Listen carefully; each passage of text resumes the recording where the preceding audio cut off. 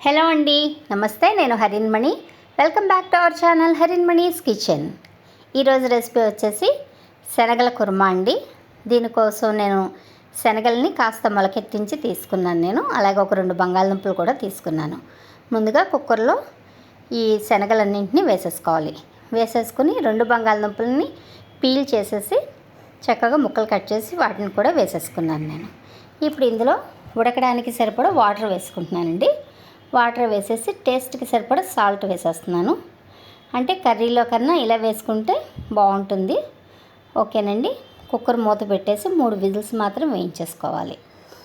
3 whistles వేసిన తర్వాత చల్లారిన తర్వాత కుక్కర్ తీసి ముందుగా ఈ బంగాళదుంపలు ఉన్నాయి కదా, వీటన్నింటినీ తీసేసి సెపరేట్ చేసి చక్కగా స్మాష్ చేసుకోవాలి. మరి పేస్ట్గా కాదండి, కాస్త కచ్చాపచ్చాగా చేసుకోవాలి. అలాగే ఒక 2 గరిటెల వరకు శనగలు కూడా నేను కచ్చాపచ్చాగా స్మాష్ చేసుకున్నాను. ఓకే, ఇప్పుడు ఈ మిశ్రమాన్ని ఓ పక్కన పెట్టుకోవాలి. ఎందుకంటే కుర్మా అంటున్నాం కదా, కాస్త గ్రేవీగా ఉండడానికి. ఇప్పుడు ప్యాన్ వేడెక్కిపోయిన తర్వాత ఆయిల్ వేసేసాను. ఇప్పుడు ఇందులో ఒక 3 పచ్చిమిరపకాయలు వేసాను. ఒకే ఒక ఉల్లిపాయ వాడానండి దీనికోసం. ఇది ఉల్లిపాయ ముక్కలు కూడా వేసేసుకొని ఇందులో ఉల్లిపాయలు మగ్గడానికి సరిపడా సాల్ట్ మాత్రమే వేసుకుంటున్నానండి నేను. ఎందుకంటే ఆల్రెడీ శనగల్లోని బంగాళదుంపల్లోని సాల్ట్ వేసేసాను కాబట్టి. ఇప్పుడు ఇందులో కొద్దిగా పసుపు కూడా వేసేసుకొని బాగా వేయించేసుకోవాలి. వేయించుకొని స్టవ్ని సిమ్లో పెట్టి మూత పెట్టి ఉల్లిపాయలు బాగా మగ్గించుకోవాలి. ఓకేనండి. ఉల్లిపాయలు బాగానే మగ్గిపోయినాయి. ఇప్పుడు ఇందులో కూరకు సరిపడా కారం వేసుకోవాలి. కానీ కాస్త కారం ఎక్కువే పడుతుందండి, ఎందుకంటే శనగలు అవి కాస్త కమ్మగా ఉంటాయి కదా, దాని గురించని. ఒక పెద్ద స్పూన్ కారం వేసేసాను నేను. కారం బాగా వేగిపోయిన తర్వాత ఇందులో కొద్దిగా అల్లం వెల్లుల్లి పేస్ట్ వేసుకుంటున్నాను నేను. వేసేసి దీన్ని కూడా బాగా వేయించేసుకోవాలి. బాగా వేగిపోయిన తర్వాత ఇప్పుడు ముందుగా ఉడికించుకున్న శనగలు ఉన్నాయి కదా, ఆ శనగలన్నింటినీ వేసేసుకోవాలండి. వేసేసి బాగా కలిపేసి కాసేపు స్టవ్ని సిమ్లోనే ఉంచి మూత పెట్టి మగ్గించేసుకోవాలి.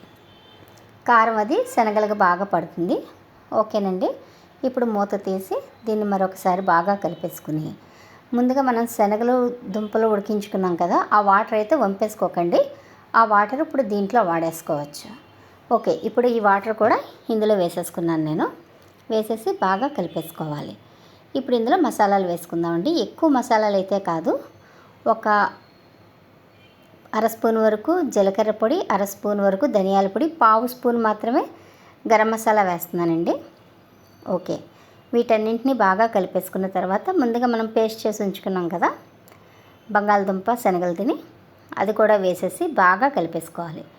ఇప్పుడు ఇదంతా వాటర్ని పీల్చేస్తుందండి. ఇప్పుడు దీంట్లో కొద్దిగా వాటర్ కూడా యాడ్ చేసుకోవాలి.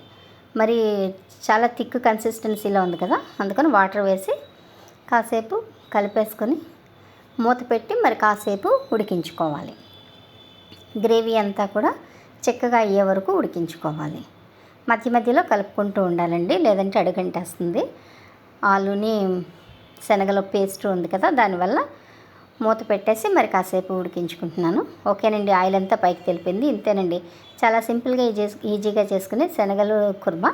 మీకు నచ్చినట్లయితే మీరు కూడా మీ ఇంట్లో ట్రై చేసి ఎలా ఉందో కామెంట్ చేయండి. నచ్చితే లైక్ చేయండి, అలాగే నా వీడియోని షేర్ చేయండి. మరిన్ని రుచికరమైన వంటల కోసం